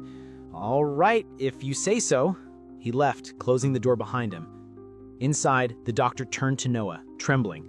How did you know what the detective wrote in his notebook? Noah replied calmly. You already know my answer. Linda told you? The ghost saw it? What about the notebook being in my pocket? How did you know that? Can ghosts see through objects? Noah replied, I'm sorry for your loss. Your younger brother died recently, didn't he? And you were suspended from your job because of me, though I think that's mostly your fault. Then the detective came asking about my bag, and you said nothing. But after reading that notebook in your car, you changed your mind. You realized the two men arrested were just pickpockets, and the real killer was a red-haired woman. Me. The doctor's eyes widened. How does she know that? Everything she said happened exactly as it did. Was she following me? Noah spoke. Are you thinking I followed you? I've been waiting in this house the whole time. And even if I had followed you, I wouldn't have known what was written in that notebook unless I was sitting in the back seat of your car. A chill ran down his spine. Look to your left, Noah said. He slowly turned his eyes. Linda says she's there. What are you talking about? I said I'm right here, Linda's voice echoed, faintly, though only Noah could hear it. The doctor stared blankly at the wall where a picture frame hung. Then Noah suddenly extended her arm, handing him the gun. He hesitated, but took it. Why are you giving me this? Sorry, but there are no bullets in it, Noah said quietly. The doctor checked the gun. Empty. You were threatening me with an unloaded pistol this whole time? In order to find the killer, you need to convince the police. They'll just think I'm insane. Convince them of what? He asked. That I can speak to Linda, and that I know who the real killer is. I need to catch him. The doctor thought to himself, to be fair, nothing she's saying makes sense, but if this ghost really exists, her behavior almost makes sense. He sighed. No, I can't tell them ghosts are real. I don't know how you found out everything, but this could be a trick. Ghosts? Really? Noah exhaled softly. I don't have time to persuade you. My family doesn't know I sneaked out. Would you like to go out for a bit? Do you have a map? Moments later, Noah stood at a distance from him outside the room. Put your finger down on the map, she instructed. He obeyed, placing his finger randomly. 20 centimeters to the left, Noah said. A little lower, a bit more left, stop. He frowned. Can you see where I'm pointing? No, Noah said. I'm not the one watching. Linda is. Later, the doctor followed Noah's directions to the exact spot on the map. Her words echoed in his mind. Check the tree closest to the broken guardrail. There you'll find proof I've been communicating with Linda. He approached the tree and froze when he saw a wallet near the roots. Moments later, the police arrived. A detective lifted the ID. How did you find this all the way out here? The doctor stared blankly, sweating. Linda's wallet. Why is it here? Did Noah hide it ahead of time?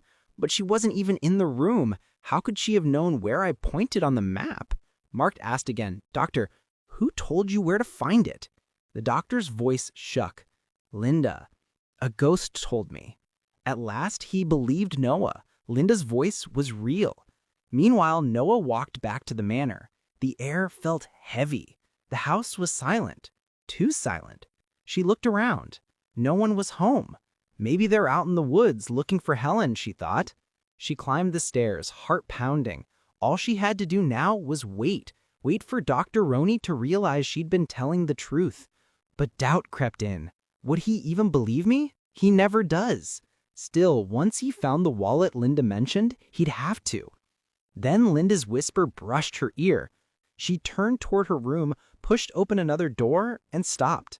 Dennis was there, hiding, covering his mouth. Dennis, she said softly, Auntie, how did you know I was here? Noah smiled gently. Why are you hiding, Dennis? I wanted to apologize, but I was afraid.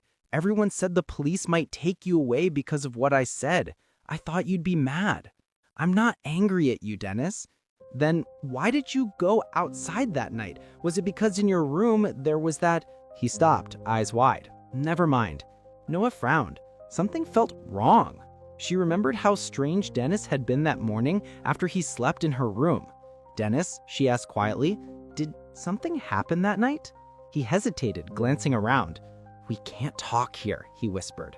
Noah followed him into the closet. Dennis looked side to side, then leaned close. "You saw it too, right? That's why you ran away that night." Noah's pulse spiked. "What did you see, Dennis?" That night, while Dennis was asleep in Noah's room, the sword she'd been holding slipped from her grasp and hit the floor with a sharp clank. It woke him. He rubbed his eyes and froze. In the dim light, a tall man stood beside Noah's bed, pressing a towel over her nose and mouth. The man turned, eerily calm, and raised his finger to his lips. "Shh." He leaned closer. "If your parents find out you slept here again, you'll get in trouble." Dennis's hands shook. "Who are you?" he whispered. The man's voice was low and cold. "I'm the ghost that haunts this mansion. I know everything about your family. If you keep disobeying your parents, I'll start taking family members away, one by one." Paralyzed by fear, Dennis nodded. "Go back to your room quietly," the man said. "You wouldn't want your auntie to disappear too." Dennis obeyed, stepping toward the door, but before he closed it, the man's voice came again. "You mustn't tell anyone about me, or you'll be the one to disappear." Noah's blood ran cold. It wasn't a ghost. It was the killer. The man who broke into her room, spilled blood, stole her shoes, and killed Helen. But how did he know Dennis's name? Why call himself a ghost? "Dennis," she whispered, "what did he look like?" "It was too dark," Dennis said, "but he was tall. You can't tell anyone, okay? What if I disappeared too?" Noah steadied her voice. "Do you remember his hair color?" Dennis thought, then looked at his teddy bear. It was this color, the same color as my teddy bear. Brown, light brown. Noah's eyes widened. "Dennis, you have to tell everyone what you saw." Dennis backed away. "No, I can't. It wasn't a ghost," Noah's voice rose. "It was a man. If you don't tell, he'll hurt our family." Dennis burst into tears. "No, the ghost didn't take you because I was a good boy. I can't tell. I shouldn't." Then Sarah entered. She froze, hearing whispers from the closet. The door burst open. Sarah gasped. Noah and Dennis stood there. Dennis crying, Noah's hands close. "Noah," she shouted, "what were you doing to him?" "Sarah, listen. I found out who took Helen. Dennis saw him. The culprit was in my room." Sarah's face went pale, then hardened. She pulled Dennis close. "Why were you hiding here? What were you trying to do to him?" "I wasn't hiding," Noah's voice shook. "Dennis saw the man. He was tall with light brown hair." Sarah's eyes turned cold. "Are you trying to hide something, Noah? About my sister going missing?" "What?" Noah stammered. "What are you saying?" Sarah's tone flattened. "I wasn't expecting a straight answer anyway." She turned and left, dragging Dennis away. Outside, Sarah knelt. "Dennis, was Auntie telling the truth? Did you really see someone?" Dennis froze. "Or," Sarah whispered, "did Auntie tell you to say that?" Dennis remembered the warning. "You mustn't tell anyone about me or you'll disappear." He lied and nodded. Sarah's face went white. Later she called John. "John, I think Noah had something to do with my sister's disappearance. I washed her car yesterday, but this morning it was filthy again. She went out the night Helen disappeared. You said it yourself. She could hurt someone if her hallucinations came back. So I protect her now, because she's family and Helen isn't?" Her voice cracked. "Let's get Noah treated right away. If she gets help, she'll tell us where she took my sister. Let's open the basement." John lunged forward and covered her mouth. "Don't say another word." Sarah froze. "Why not? No one's here." John's voice dropped low. "Don't speak of it. Whether anyone's here or not, act like someone always is. Always listening, always watching." Sarah's blood turned to ice. Who would be listening? Meanwhile, Linda's voice echoed softly to Noah. "I heard everything Sarah said to John." Noah sighed. "So Sarah thinks I'm the culprit. I can't blame her. I did deceive her. But once Dr. Roney speaks up, she'll understand. For now, I need to figure out how the killer got into my room. It's always locked. So how did he open it without breaking anything?" "Did you see how he got in, Linda?" Linda's voice came faintly. "I'm not always with you. What's your treatment like, Noah?" Before Noah could answer, she heard it. A faint sound. She looked toward the window, opened it, closed it. There it was again. She stepped out onto the balcony, heart racing. The wind brushed her face. Then she saw it, a thin string hanging from the window frame. She reached for it, and the lock snapped shut. Her heart pounded violently. The killer! He's been using this. This is how he got in and how he got out of my room. That night, Sarah went to Noah's father. She told him that Noah's hallucinations must have driven her to kidnap Helen, that nothing made sense anymore. The sudden uterine bleeding, the strange behavior, the way she'd seen Noah almost arguing with Helen the night she disappeared. But Noah's father said firmly, "Noah doesn't have hallucinations anymore. The doctor confirmed it himself." Still, Sarah persisted, her voice trembling. "But everything she's done lately..."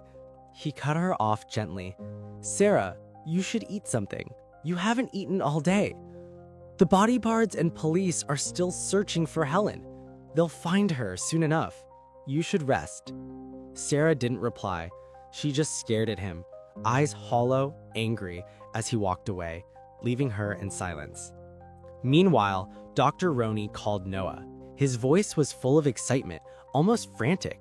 He asked if it was Linda who told him about the police wiretapping his office, said it was an unprecedented discovery, proof of the afterlife no one knew about. His words tumbled over each other as he spoke faster and faster, saying maybe they could study the behavior and motivations of ghosts. Noah tried to calm him down. "Dr. Roney, please, slow down." Oh, I'm sorry," he said quickly, catching his breath. "I just got too excited."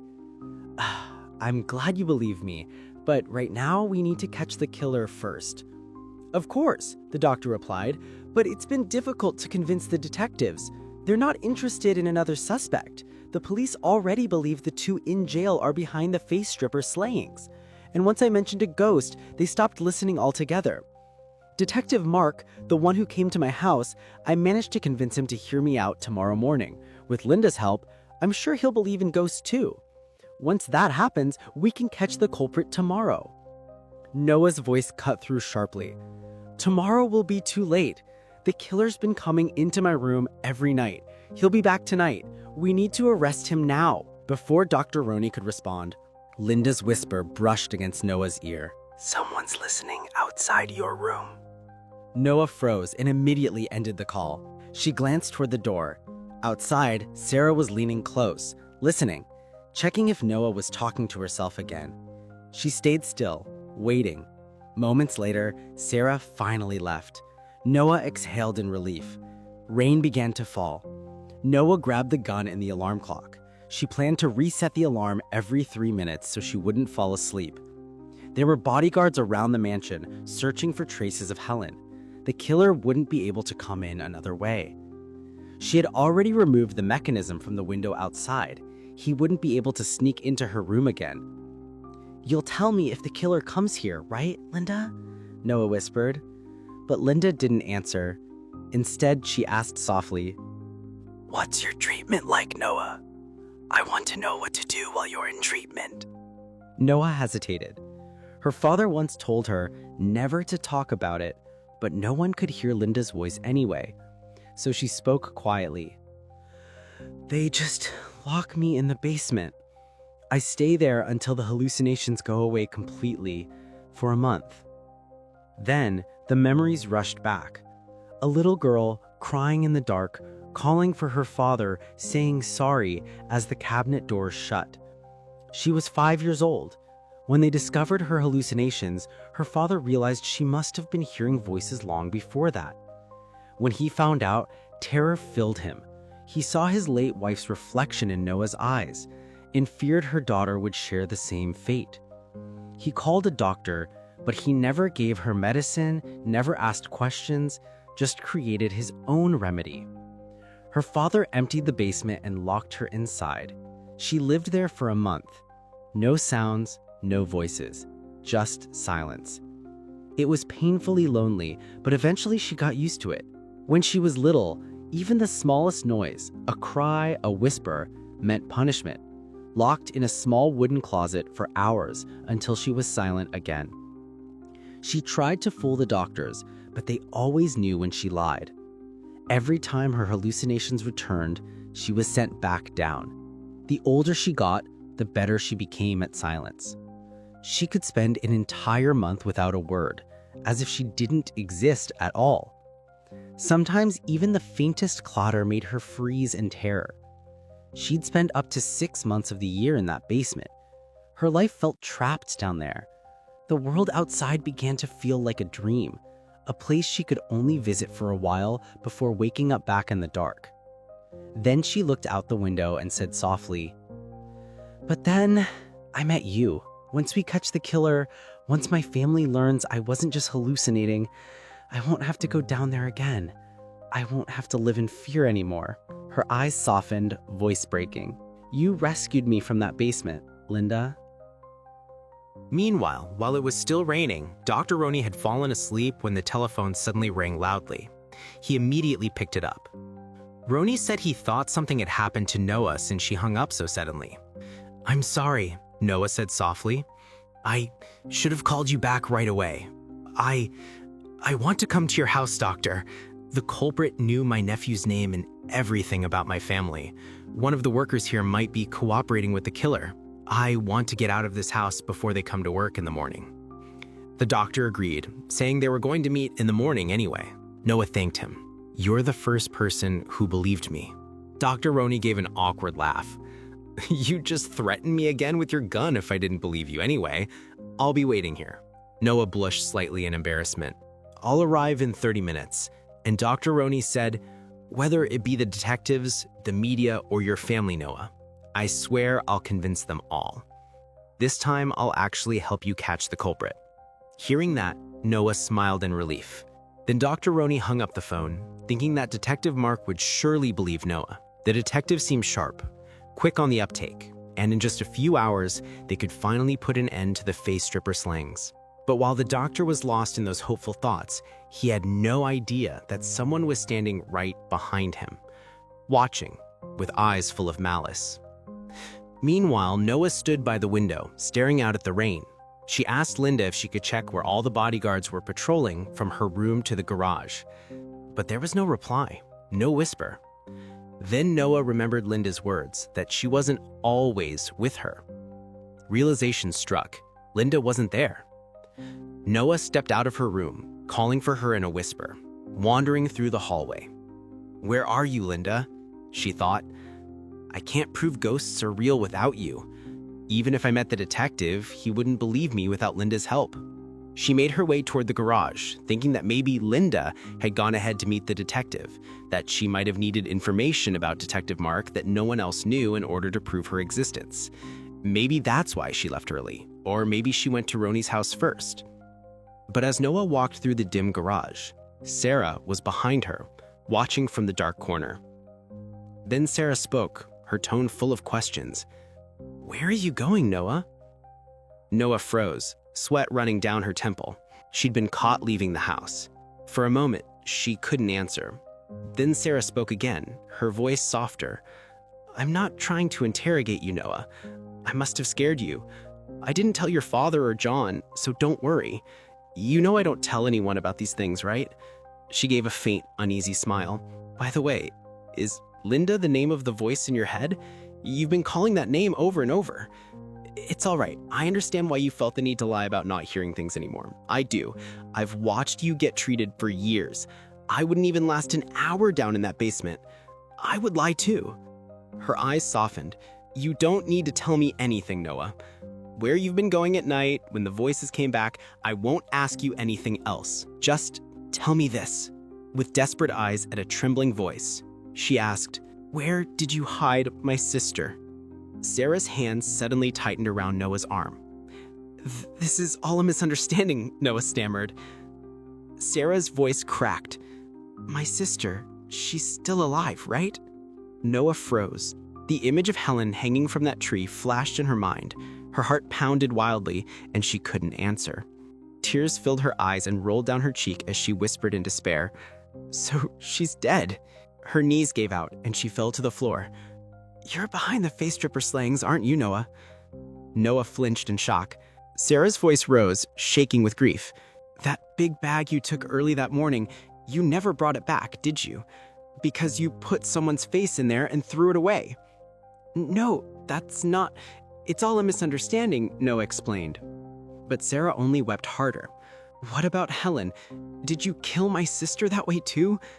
Then she screamed, her voice breaking. Did you kill Helen that way too? Why? What did my sister ever do to you? She shouted again louder, this time. Noah, Noah, help, help, Noah is getting away. Noah, she killed my sister. Noah ran, driving desperately toward Dr. Roney's house. Her mind raced. If I go back home, I'll either get locked in the basement or get arrested. She had to convince the detective by the end of the day.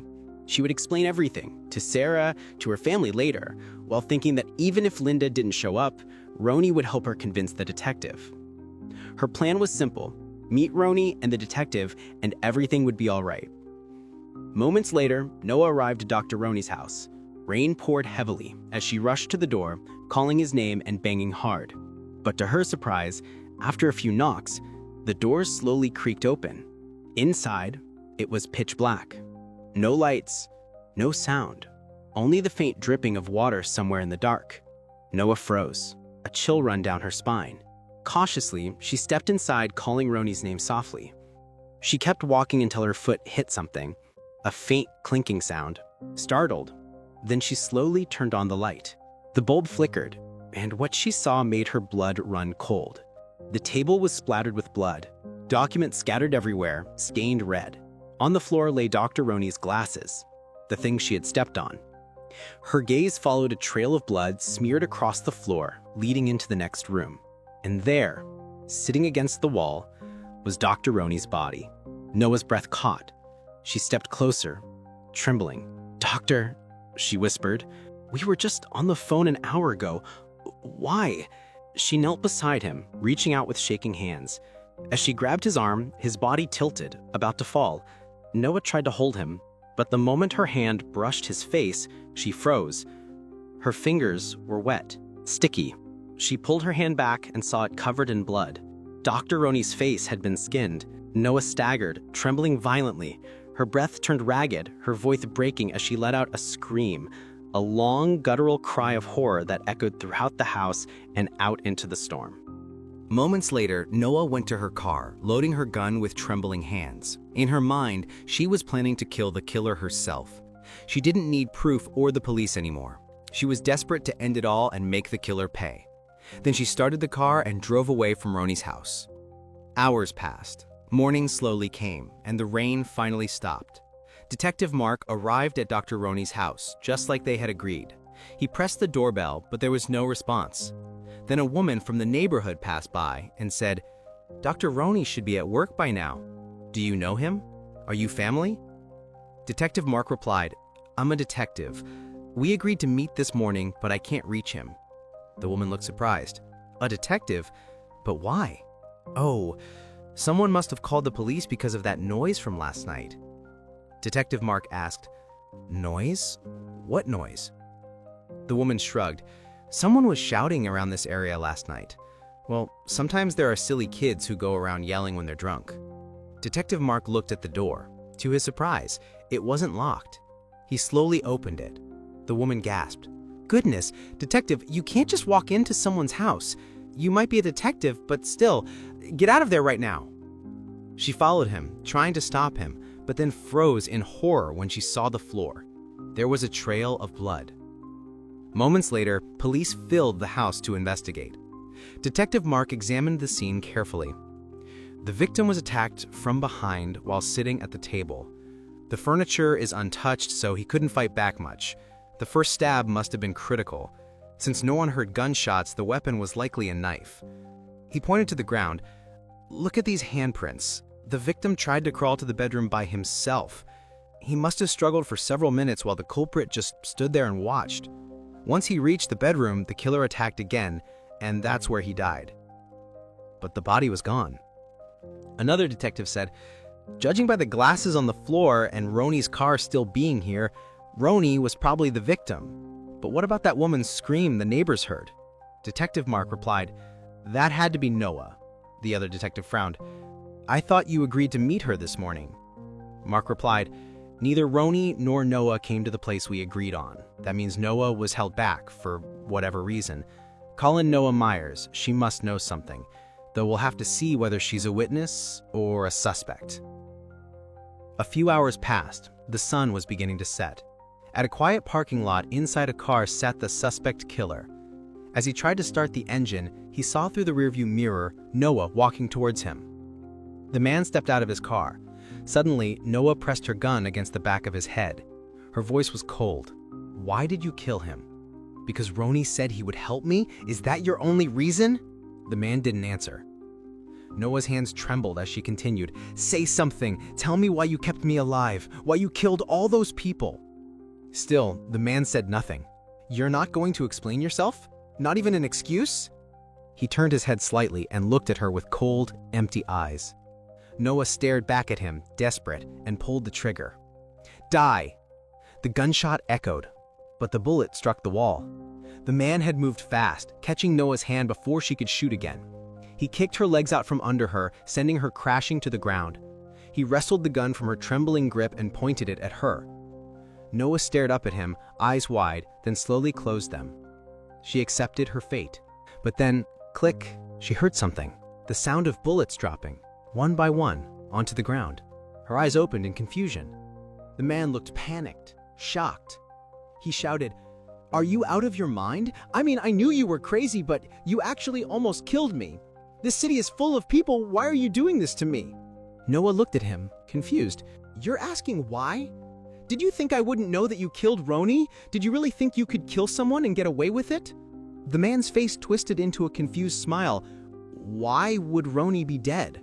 "You killed him," Noah shouted. "And those people who were found faceless, Helen and Linda too. You're the culprit behind the face stripper slayings." The man grabbed her arms roughly and tied her hands behind her back. "How is no one showing up after that gunshot?" he muttered. But Noah glared at him, voice shaking but determined. "Say it. Admit that you're the murderer." The man replied, "Why do you keep saying that? I never killed anyone." "My nephew saw you in my room," Noah said, "and I saw you at that factory too." The man's voice rose in disbelief. "How could I go into your room? I don't even know where you live. You're the one acting like a killer. You just tried to shoot me, and that bag you were carrying when I found you by my car, that was the same bag they showed on the news, wasn't it? The one with someone's face in it? You even said you lost your bag that day. And the fact that you didn't call the police after finding a body?" Noah's eyes widened. "How did you know I found a body? You've been following me. You're the culprit." The man shook his head, dragging her back. Sure. Let's save the rest for the police." But then a voice echoed. "Wait! That woman isn't the culprit." Noah froze. That voice. It was the same one from that night. The voice of the person who saw the killer, the witness to Helen's murder. "Help!" she shouted. But when Noah looked towards the direction where the sound was coming from, she found nothing. The voice called again, louder, this time. "Noah isn't the culprit!" Noah flinched, her heart pounding. How did that voice know my name? Then it shouted with urgency, "Noah, tell him 6. Please tell him 6. No, that 6 is here. Say it." Noah's lips trembled as she whispered, "6 is here." The moment she said it, the man froze, then suddenly let go of her, stumbling backward in shock. She glared at him confused and furious, but his face had turned pale. His eyes were wide with disbelief, trembling. He stammered, How did you know that?" Flashback to the day when Linda's body was found and aired on the news. While the man was walking down the street, he accidentally bumped into someone. But strangely, that person passed through his body. His friend beside him asked, "Kane, did you just see another ghost?" It turned out Kane could see ghosts, but he couldn't hear them. He sighed and said quietly, "Yeah, and I'm thankful I can't hear their voices. If the ghosts find out I can see them, dozens will start flocking to me. And if anyone catches me trying to talk to them, they'll think I've lost my mind." As they continued walking, they heard the breaking news on a nearby TV screen.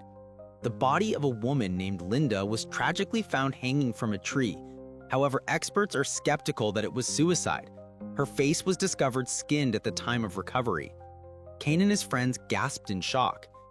Then, amidst the crowd, Kane heard a commotion. It was Noah. Someone beside her was angrily scolding her, and as she moved away, Noah dropped her hairband. Kane bent down to pick it up, but when he looked up again, he froze. Standing before him was a woman dressed entirely in black, her face hidden beneath a veil and her hands bruised and pale. Kane glanced at the news again. Linda had black hair, a wounded arm, and her face was missing.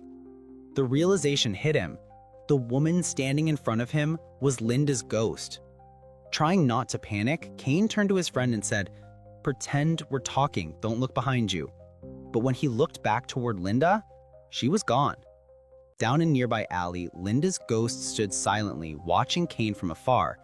Her expression was blank, but her presence heavy. She had realized that Kane could see her. Later that night, in Kane's small apartment, he was still watching news coverage about Linda's case. A chill ran down his spine. He could feel a presence. When he turned, he saw Six, the same ghostly voice that would later call out to Noah in the parking lot. Kane asked, "Did you tell anyone about me seeing ghosts?" Six shook his head. Kane exhaled in relief and said, "Good. I saw Linda." Six's eyes widened in shock. He tried to speak, gesturing rapidly, but Kane couldn't hear a single word. Six grew frustrated, waving his hands, trying to explain something about Linda, that he wanted to help her. Kane sighed and said, "You're such a sucker, Six. Whenever a ghost has a tragic story, you get involved, like last week. You brought me that deceased insurance guy, remember? The one who kept covering my eyes when the payout was low?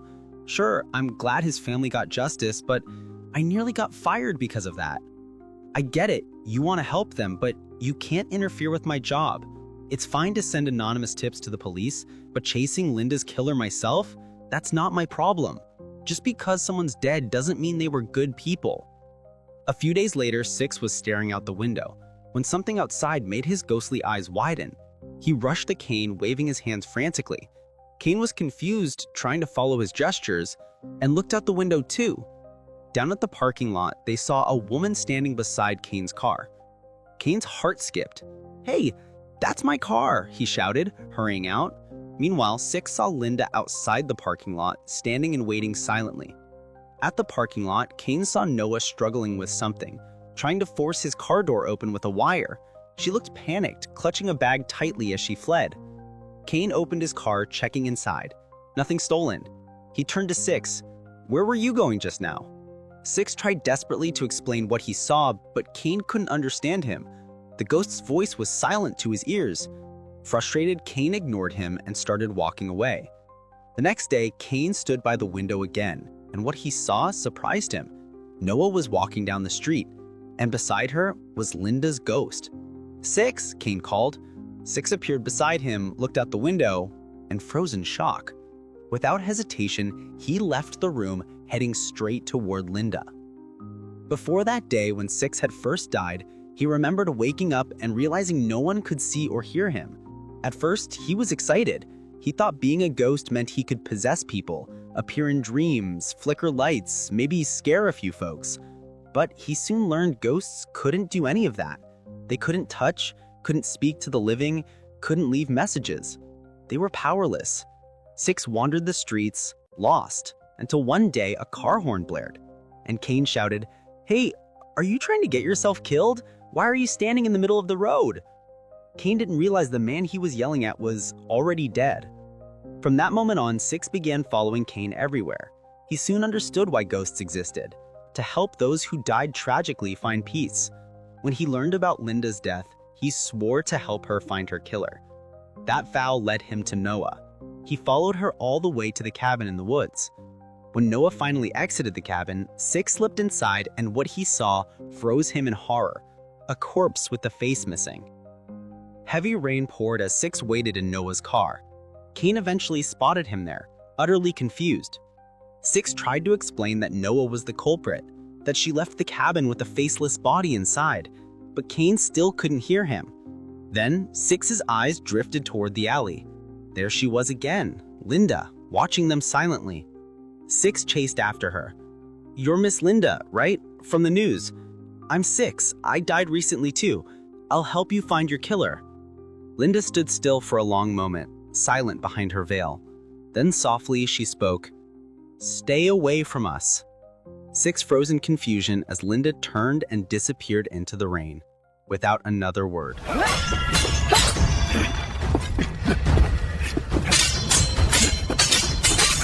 Coming through.